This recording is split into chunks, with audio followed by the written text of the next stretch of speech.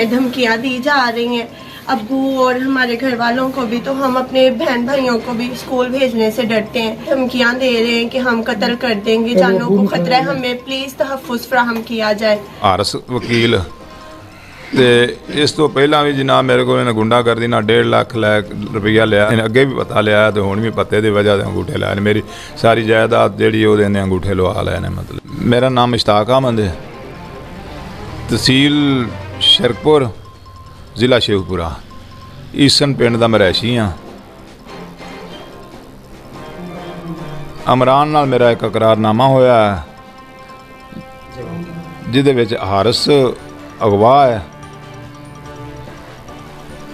इत्थे मैं एक अपनी तारीख के सिलसिले दे विच शदरे गया, जिहदे मेरा अगे वकील भी रह चुका है 2 केसां दे विच। इहने मैनू उत्थों अगवा किया,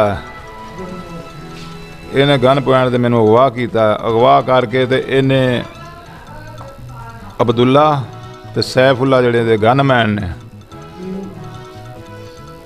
उहदे हमराह मैनू जबार कच्चे के डेरे ते लै गए ने। उत्थे जाके इन्हां मेरे ते तशद्दद बेहिसाबा किया। लत्तां तो मैं मजूर आदमी हाँ। उतों इन्हां मेरे ते कोई 14 स्टामां ते खाली दे अंगूठे लवाए ने। 14 बंदे मौजूद सन उत्थे, तो कोई 2 पेपर या किन्ने 2 पेपर जिहड़े खाली ने जिन्हां दे अंगूठे लवाए ने। उस तो बाद इन्हां मैनू 5 घंटे उत्थे रेस्ट रखिया। उस तो बाद मैनू मतलब गड्डी च ना पाया, मेरियां बाहीं पिछों बन लईयां ने।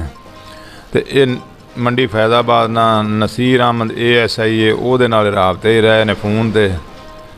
इन्हां ने उत्थे आण के ते मैनू मेरे सामने इन्हां ने पिस्टल दिता है, उन्होंने नाल कुछ पैसे दिते ने, तो मैनू इन्हें अरेस्ट करवाता। उन्होंने मैं आख्या यार मेरे अवे इन्हें 14 स्टामां के अंगूठे लवाए ने तो सही उवें लगी है। इन्हें दोबारा ASI नसीर जिहड़ा इन्हें जाके फिर इन्हू जवारी नू फोन किया है यार वो अंगूठे लगे ने। उन्हें मैनू सिधावा ला के बंद कर दिता है। जो मेरे नाल वाकया सारा जो वारदात हुई है अगवा दी हुई है मेरे नाल, ये सारा इहदा जिहड़ा ना सर गुंडा जिहड़ा है ना, मतलब भी हैगा हारस वकील।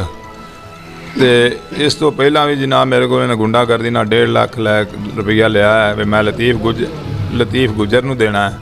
तो इन्हें मेरी बड़ी ज़बरदस्त इन्हें एक टीम उत्थे तैयार की, एक मेरे पिंड की जनाब, मेरे वास्ते इन्हें अजाब बनाया। और मेरा इंदा लैन देन दा तनाज़ा कोई नहीं, मेरे को गुंडागर्दी नाल ही मतलब पता मंग इन्हें अगे भी पता लिया तो हुण भी पत्ते की वजह से अंगूठे लाए ने। मेरी सारी जायदाद जी अंगूठे लवा लए ने। मतलब वज़ीर आला पंजाब परवेज़ लाई साहब अगे मैं हथ जोड़ के अपील करना वा कि इन्हां कोल मेरे हारस ने जो मेरे ते मतलब मैनू हारस ने अगवा किया है, तो इन्हें नसीर ASI इन्हां दी एक गल है, तो इन्हां दे मेरे स्टाम्प पेपर वापस दवाए जान। तो और मैनू इन्हां दे मेरा गरीब आदमी छोटे छोटे बच्चे ने, तो इन्हां दे मैनू निजात दिलवाई जाए और इन्हां दे खिलाफ परचा दिता जाए। मेरी किसी अदालत दे विच या किसी जगह मेरी कोई दाद रसी नहीं होंदी पई। तो इन्हां मतलब मेरे नाल बहुत ज़्यादती की है। मैं मजूर आदमी हाँ, मैं हथ जोड़ के सारी कबीना अगे तुहाडी अगे जिहड़ा ना मैं हथ जोड़ के ना अर्ज करना पावां कि जनाब इन्हां तो मैनू ना निजात दिलवाई, मैनू अगवा करके ते इन्हां मेरी सारे नाल ज़्यादती इन्हां की, जिहदे नसीर ASI भी जिहड़ा ना हर गल दे विच जिहड़ा ना शामिल है।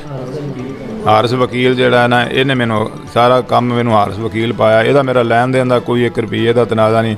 अगे भी जनाब इन्हें मेरे को पत्ते के तौर पर 1.5 लाख रुपया लतीफ गुजर नू मैं देना है, तो वह भी इन्हें लिया। लतीफ गुजर नू इन्हें कोई नहीं दिता, तो इन्हें 1.5 लाख रुपया मेरे को जनाब इन्हें लिया।